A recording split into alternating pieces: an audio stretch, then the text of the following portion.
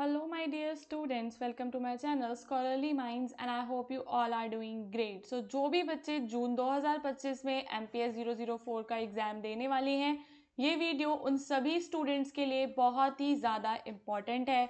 जून 2025 से जुड़े हुए जो भी आपके डाउट्स हैं इस वीडियो में हम क्लियर करेंगे, कैसे आपको एग्ज़ाम की तैयारी करनी है, क्योंकि MPS 004 का जो पेपर होता है ये बाकी के पेपर से थोड़ा सा टफ होता है, तो इसमें आपको थोड़ी सी डिफरेंट अप्रोच लगानी होती है ताकि जो है आप सारे आंसर्स को लिख सकें। सो यहाँ पर मैं लेकर आई हूँ पिछले साल का पेपर जून 2024 का, जिसको हम डिस्कस करेंगे। ये वीडियो हिंदी और इंग्लिश दोनों मीडियम के स्टूडेंट्स के लिए इम्पॉर्टेंट है, क्योंकि क्वेश्चंस को एक तो हम यहाँ पे डिस्कस करेंगे, साथ ही साथ मैं आपको बताऊंगी कि हर एक क्वेश्चन के आंसर में आपको कौन कौन से पॉइंट्स को इंक्लूड करना है। स्टूडेंट्स यहाँ पे हम डिस्कस करेंगे कि कौन कौन से ऐसे क्वेश्चंस हैं जो एग्जाम पॉइंट ऑफ व्यू से कुछ ज़्यादा ही इंपॉर्टेंट हैं, जिन टॉपिक्स को आपको ज़रूर पढ़ना है। तो यहाँ पे जो आपका पहला क्वेश्चन है ये तो आपका मोस्ट इम्पॉर्टेंट ही रहेगा, क्योंकि यहाँ पे जो आपकी वर्ल्ड सिस्टम अप्रोच है, ठीक है, जो आपका इंटरनेशनल रिलेशंस हो गया, ठीक है, वर्ल्ड को समझने की जो वर्ल्ड सिस्टम अप्रोच है और उसका जो रेलेवेंस है, ये दोनों चीज़ें यहाँ पर आपको बतानी है। तो पहले आपको पता होना चाहिए कि जो वर्ल्ड सिस्टम अप्रोच है उसकी अजम्पशंस क्या क्या होती हैं। तो जब आप MPS 4 की तैयारी करोगे ना, तो आपको एक स्ट्रक्चर पढ़ना है जिसे हम कहते हैं कोर पेरीफेरी स्ट्रक्चर, ठीक है। हिंदी में क्या कहते हैं उसको? हिंदी में कहते हैं केंद्र परिधि, केंद्र परिधि संरचना, ठीक है। ये इंपॉर्टेंट है, MPS 4 का एक मोस्ट इंपॉर्टेंट ये टॉपिक है, इसे आपको जरूर कवर करना है। तो ये इसका एक एजम्पशन है। दूसरा इसका एजम्पशन क्या होता है आपका? कैपिटलिस्ट वर्ल्ड इकोनॉमी, की जो वर्ल्ड की इकोनॉमी है वो कैसी है? कैपिटलिस्ट है, पूंजीवादी अर्थव्यवस्था है। और यहाँ पर जो है इसके अंदर जो आपका कॉलोनियलिज्म वाला जो एरा था ना, उसके बारे में भी बात की जाती है। तो ये वर्ल्ड सिस्टम अप्रोच का कोर पेरीफेरी मॉडल से अलग से भी क्वेश्चन आता है, शॉर्ट नोट इस पे आ सकता है। तो ये केंद्र परिधि संरचना वाला आपको जरूर पढ़ना है और फर्स्ट क्वेश्चन आपका इंपॉर्टेंट है। अब चलेंगे दूसरे क्वेश्चन पे, जिसमें आपको जो नेशनलिज्म वाला जो आपका यूनिट है उससे रिलेटेड है। ये राष्ट्रवाद की अवधारणा का आलोचनात्मक आपको विश्लेषण करना है, लेकिन यहाँ पे वैश्वीकरण के संदर्भ में, यानी कि आपको ग्लोबलाइजेशन को भी साथ में इंक्लूड करना है, ठीक है स्टूडेंट्स। तो यहाँ पे हम देखते हैं कि सबसे पहले आपको पता होना चाहिए कि नेशनलिज्म आखिर है क्या। तो अपने देश के प्रति निष्ठा, साझा पहचान, आप इसको समझ सकते हो। नेशनलिज्म के टाइप्स होते हैं आपका सिविक नेशनलिज्म, एथनिक नेशनलिज्म। अब ग्लोबलाइजेशन क्या करता है? जो ग्लोबलाइजेशन है वो नेशनलिज्म को स्ट्रेंथ प्रोवाइड करता है, मजबूती देता है, ठीक है। देन आपका क्या आता है, आप दोनों तरीके से बता सकते हो कि कैसे ये ग्लोबलाइजेशन कैसे नेशनलिज्म को स्ट्रेंथ दे रहा है और कैसे ये नेशनलिज्म को वीक कर रहा है, ठीक है। अगर आपको इन सभी क्वेश्चन के आंसर्स डिटेल में चाहिए तो उसके लिए आप लोग मेरे चैनल पे दे रखी MPS 004 की जो कंप्लीट प्लेलिस्ट है इंपॉर्टेंट क्वेश्चन की, वहां से आप पढ़ सकते हैं। सारे के सारे क्वेश्चंस जो है, जो भी टॉपिक्स हैं वो मैंने पहले ही डिस्कस किए हुए हैं। आने वाले टाइम में हम रिवीजन क्लासेस लेकर आएंगे। उसके अलावा जो है स्टूडेंट्स, आप गेस्ट पेपर भी डाउनलोड कर सकते हैं जून 2025 का, वो भी मैं आपको बताऊंगी कि वो कैसे करना है। इसके बाद आपका क्या है, एसेंशियल फीचर्स हैं। आपको सिविल सोसाइटी जो है, सिविल सोसाइटी यानी कि जो नागरिक समाज है, उसके आपको एसेंशियल फीचर्स बताने होते हैं। नागरिक समाज में आपके जो भी नॉन स्टेट ऑर्गेनाइजेशंस हैं वो सारी आती हैं, जैसे NGOs वगैरह आते हैं, जो स्टेट से क्या रहते हैं, इंडिपेंडेंट होते हैं और नागरिक और सरकार के बीच में एक मीडिएटर का वो काम भी करते हैं, ठीक है। तो ये आपका क्या हो गया, ये हो गया आपका नागरिक समाज।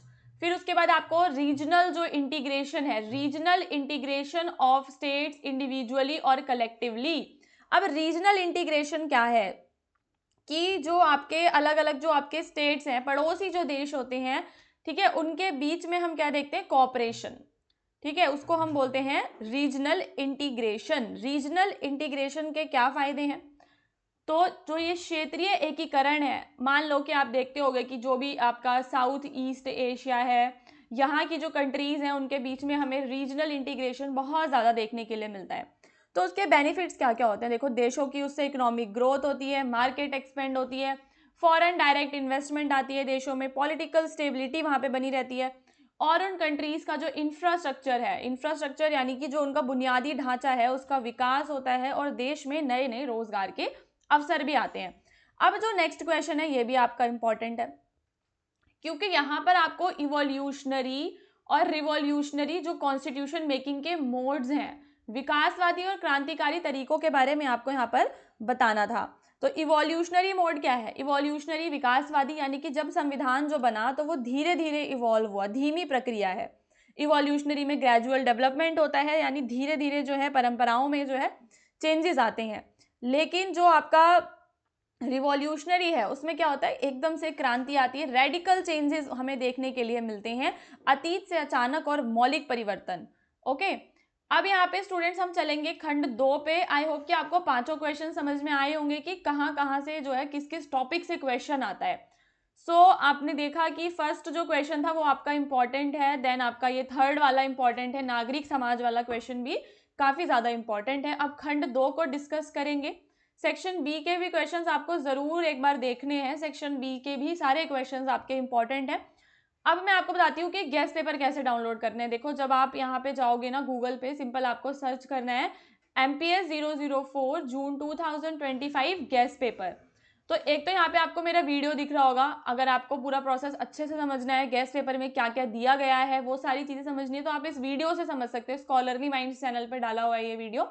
अदरवाइज आप यहाँ नीचे जब जाओगे तो ये डायरेक्ट आप यहाँ से डाउनलोड कर लोगे, हिंदुस्तान नॉलेज, और ये हमारी वेबसाइट है, इस पर आपको जरूर जाना है। और आप देख सकते हो यहाँ पे मेरी स्क्रीन पे कि MPS 1, 3, 4 जो है सबके गेस्ट पेपर्स विद सॉल्यूशन जो है हमारे पास अवेलेबल है। देखो, MPS 4 तुलनात्मक राजनीति, मुद्दे और प्रवृत्तियां, ये रहा आपका। आप यहाँ से इसको परचेज कर सकते हैं हिंदी में, और यहाँ से आप लोग इसको इंग्लिश में भी कर सकते हैं। आपके MPS के जितने भी आपके कोड्स हैं, 4 के चारों हमारे पास अवेलेबल हैं। अब ये जो गेस्ट पेपर है इसको आप नोट्स के तरीके से भी समझ सकते हो, है ना। और प्रीवियस ईयर के सॉल्यूशंस भी आपको इसी वेबसाइट पे मिलेंगे। MPS के चारों कोर्सेज के प्रीवियस ईयर के सॉल्यूशंस, असाइनमेंट्स, सारी चीजें आपको हमारी वेबसाइट से मिल जाएंगी। उसके अलावा कोई भी डाउट हो तो आप डिस्क्रिप्शन में दिए हुए नंबर्स पे हमें मैसेज करिए। अब देखते हैं मल्टीकल्चरलिज्म क्या है। Multiculturalism as a means to accommodate. अब मल्टीकल्चरलिज्म से ना जरूर क्वेश्चन आएगा, एक इंपॉर्टेंट टॉपिक है, इसको आपको बिल्कुल भी नहीं छोड़ना। बहुसंस्कृतिवाद, ओके, स्टार लगा लो, most important. Then question number 7 है, discuss the impact of structural adjustment policies on women. अब जो सरकार जो है पॉलिसीज बनाती है, ठीक है, सरकार जो पॉलिसीज बनाती है वुमेन्स के लिए, उसका वुमेन पे क्या इम्पैक्ट पड़ता है।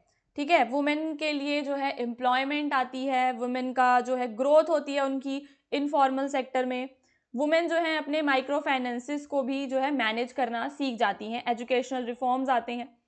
अब यहाँ पे है कि इसके नेगेटिव इम्पैक्ट्स क्या पड़ते हैं। हम क्या देखते हैं, कभी कभी जॉब इनसिक्योरिटी, नौकरी की असुरक्षा होती है, वुमेन्स का शोषण कभी कभी होता है, ये इसके कुछ नेगेटिव इम्पैक्ट्स आप बता सकते हो। ठीक है, अनपेड केयर वर्क, कई सारे ऐसे काम होते हैं जो अनपेड होते हैं, वो वुमेन्स को करने पड़ते हैं। ओके, अब है यहाँ पर आपका नेक्स्ट क्वेश्चन है ह्यूमन डेवलपमेंट। ह्यूमन डेवलपमेंट जो आपका है ना, ये भी जरूरी है कि आपको जरूर इसको कवर करना है, मानव विकास वाला, कि मानव विकास से आप क्या समझते हैं। विकासशील देशों में मानव विकास की प्रवृत्तियों। अब मानव विकास क्या है, एक प्रोसेस है जिसमें हम क्या देखते हैं, जो भी लोग हैं उनके वेलबींग, कैसे जो लोग हैं वो अपनी हेल्थ, एजुकेशन, इन सब के अंदर उनका स्टैंडर्ड ऑफ लिविंग कितना है। इसके लिए एक चीज होती है जिसको हम बोलते हैं HDI, यानी कि ह्यूमन डेवलपमेंट इंडेक्स, जो कि UNDP के द्वारा मेजर किया जाता है। ठीक है, हिंदी में इसको कहते हैं मानव विकास सूचकांक। फिर इसके आपको मेजर ट्रेंड्स बताते हैं कि जो डेवलपिंग कंट्रीज हैं उन्होंने अभी जो है प्रोग्रेस कर लिया है हेल्थ एंड एजुकेशन में, पॉवर्टी को भी रिड्यूस किया है, और पर अभी भी कुछ चैलेंजेस जो हैं उनके सामने हैं, डेवलपिंग कंट्रीज के सामने, विकासशील देशों के सामने क्या चैलेंजेस हैं। तो उसमें आपको बताना है कि क्लाइमेट चेंज है, असमानता देखने के लिए मिलती है, बेरोजगारी हमें देखने के लिए मिलती है। फिर आपका है एक और कि ये जो दल और दल व्यवस्था है, ये जो आपके डरवर्जर हैं, डरवर्जर ने जो क्लासिफिकेशन किया है वो आपको बताना है। ये क्वेश्चन ज़्यादा तो एग्जाम में नहीं आता है, पर क्योंकि पिछले साल पूछा गया था तो आपको इसको एक बार आपको ज़रूर पढ़ लेना है। हो सकता है कि दोबारा से जून 25 के एग्जाम में भी ये आपका आ जाए। ठीक है, तो इसका जो ऑर्गेनाइजेशन स्ट्रक्चर है तो वो आपको बताना है। कैडर पार्टीज और मास पार्टीज में इसने डिवाइड किया है। 1 party system, 2 party system, multi party system बताना है आपको। तो डरवर्जर का लॉ जो है वो आप इसमें पूरा बताएंगे, मतलब कि जो टॉपिक है वो काफ़ी वास्ट है और इसके सारे एस्पेक्ट्स जो हैं आपको ज़रूर पढ़ लेने हैं। अगर आपको तैयारी करनी है एमपीएस के एग्जाम्स की तो हमारे चैनल को आपको ज़रूर सब्सक्राइब करना है, क्योंकि मैं जब रिवीजन क्लासेस लेकर आऊँगी तो आपके मोस्ट इंपॉर्टेंट क्वेश्चंस को ही हम वहाँ पर डिस्कस करेंगे, वो भी दोनों मीडियम के स्टूडेंट्स के लिए वो वीडियोस होते हैं। फिर एक सिंपल क्वेश्चन है कि वेस्टर्न और सोशलिस्ट पर्सपेक्टिव जो है ह्यूमन राइट्स का, ठीक है, ये आपको बताना था। इनकी आइडियोलॉजी, इनका फोकस क्या है वो बताएंगे। फिर कुछ एग्जांपल्स देंगे, जैसे कि यूएस जो है वो फ्री स्पीच को प्रोटेक्ट करता है जबकि जो चाइना है वो ऐसा नहीं करता, तो क्या इनमें डिफरेंसेस हैं उनको आपको डिस्कस करना। तो ये जो दो आपके टॉपिक्स हैं काफ़ी ज़्यादा वास्ट हैं जो यहाँ पर डिस्कस करना पॉसिबल नहीं है, बट स्टिल मैं आने वाले वीडियोस में आपको ज़रूर बताऊंगी कि इन क्वेश्चंस के आंसर्स आपको कैसे करने हैं।